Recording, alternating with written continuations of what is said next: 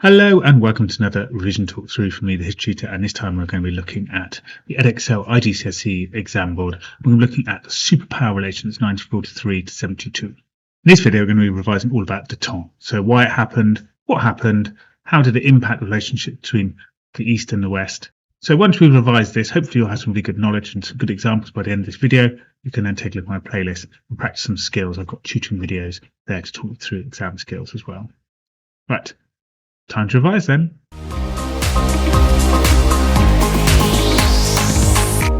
So what was the Detente? Well, the Detente was between Brezhnev and Nixon, two experienced leaders of the Cold War. They started this from about 1969, started making deals together to calm things down in the Cold War. MAD and all the continued problems of the Cold War were starting to cause a real great fear of problems. There were many other little treaties and little things happening, as we'll talk about in a minute, before 1969 in the post-Cuban Missile Crisis world that showed this thaw in relations. They signed a collection of treaties called SALT I. That's one of the most significant things they did, and this reduced the amount of nuclear weapons and ICBMs. So what were the causes of Detente? Well, firstly, we start with the Sino-Soviet split. So after Khrushchev's secret speech criticising Stalin, there was a sort of break in relations between China, the Sino part of this, and the Soviets, the Russians. By 1972, Nixon had exploited this and started to become very friendly with communist China, and Russia wanted to improve their relations with America because they felt isolated in the world. They no longer had great friends in the world like China. Also, the arms race and fear of MAD had led to a need for Detente.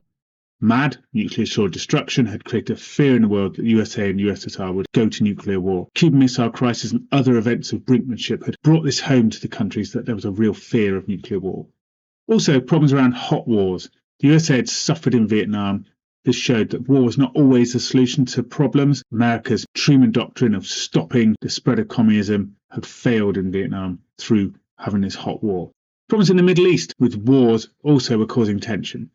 America was friendly with Israel, whereas Russia was friendly with Arab nations like Egypt, and they were at war with each other quite regularly, 1948, 1956, 1967. So these Arab-Israeli wars were causing tension between East and West. So these conflicts altogether showed that talking was much more important and a better way of solving problems than war. There was also economic problems. Both nations spent billions of dollars on the arms race. The USA had spent huge sums of money in Vietnam. Both countries were spending vast sums of money on improving their societies to try and have the best society, the best way of life. So Khrushchev had his 7-year plan. Johnson, for instance, had his Great Society, costing vast sums of money, all of this. So both nations simply lacked the money to continue a military and high-tech Cold War. Therefore, the arms race and space race declined. In fact, other areas increased, more like sport became an important part of the Cold War. Who got the most medals in the Olympics? Even chess became an important part of the Cold War rivalry.